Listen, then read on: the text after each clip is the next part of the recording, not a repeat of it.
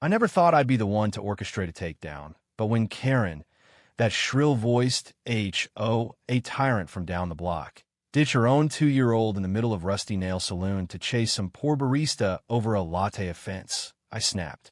Picture this. Her kid, little Timmy with his sippy cup still clutched in chubby fists, wailing alone on a sticky bar stool while Karen stormed out, flip-flops slapping asphalt like gunfire, screaming about corporate sabotage because her foam wasn't heart-shaped. And me? I've been her punching bag for months, fined for unauthorized bird feeders, doxed in a neighborhood Facebook group for daring to park my truck crooked. That night, as her toddler's cries echoed into the humid Texas dusk, I grabbed my phone. Revenge wasn't just sweet, it was 911 on speed dial. It started innocently enough, or as innocent as suburbia gets in this godforsaken heat wave of 2025. Our gated community in Austin's outskirts was the kind of place where everyone pretended to be friends but policed each other's trash cans like the FBI. Karen ruled the HOA with an iron manicure, blonde bob, athleisure that screamed, I brunch and bench press busybodies, and a mouth that could curdle sweet tea. She'd once called the cops on Mrs. Ruiz for cultural noise pollution because her grandkids played mariachi music too loud on Cinco de Mayo. Me? I'm Jake, the divorced dad fixing AC units for a living, just trying to grill burgers without her clipboard brigade measuring my fence height. But that changed when she targeted my ex's old swing set in the backyard, a hazard to property values, and slapped me with a $500 lien that nearly cost me my house. The saloon incident was the cherry on her petty sundae. I ducked into the Rusty Nail after a long day, nursing a Shiner Bock, when Karen burst in like a Category 5 entitlement storm. She dragged Timmy there straight from preschool pickup, plopping him on a stool with a juice box while she berated the bartender over insufficient ice ratios in her gin and tonic. The place was a throwback dive, neon signs flickering over peanut shells, locals in Stetsons swapping stories about the latest Tesla factory drama. But even they went quiet as she escalated. Do you know who I am? I'm the voice of Willow Creek Estates, she shrieked, veins bulging like overinflated HOA bylaws. Timmy started fussing, knocking over his cup, milk pooling on the scarred oak bar. She didn't even glance down. Instead, she spotted the barista, some kid named Diego slinging drinks part-time, and zeroed in on him for ruining her vibe with a botch pour. That's when she abandoned him. Full-on stormed out, mid-rant, leaving Timmy sobbing into his dinosaur shirt. The whole bar frozen in that awkward southern politeness where nobody wants to be the hero. But I couldn't unsee it. My blood boiled, not just for the kid, but for every time she'd made me feel small.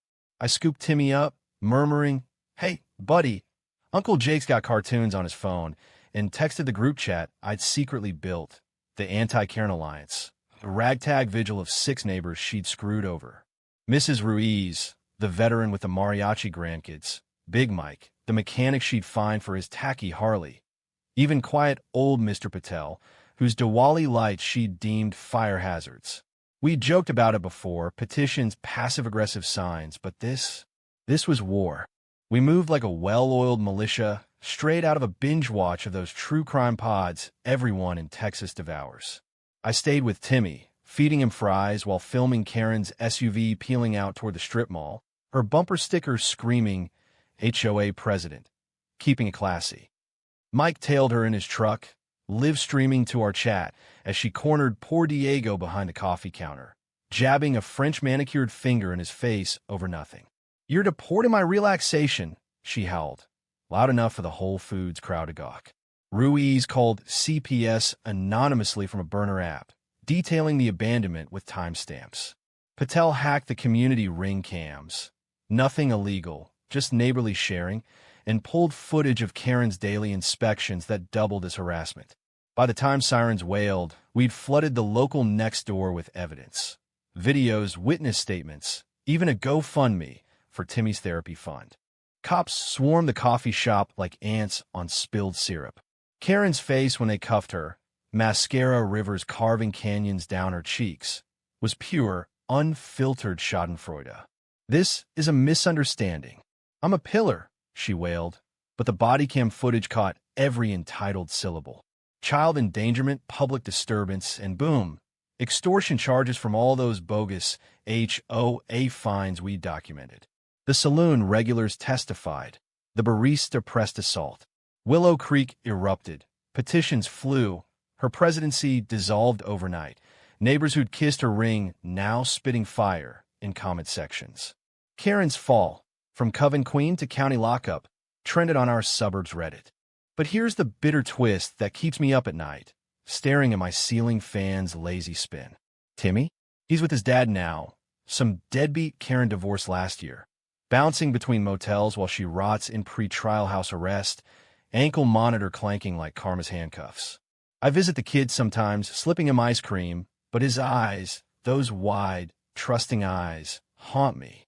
We Vigilantes patted backs, cracked beers at the nail, toasting justice served Texas style. Yet as the fines rolled back and my swing set swung free, I wondered, did we save a neighborhood or just feed the beast? Karen's gone, but her echo lingers in every group chat ding, every nosy glance over fences. Revenge tasted like victory barbecue, smoky and satisfying, but left me hollow. In this manicured hell we call home, the real abandonment isn't kids and saloons. It's the humanity we ditch to win.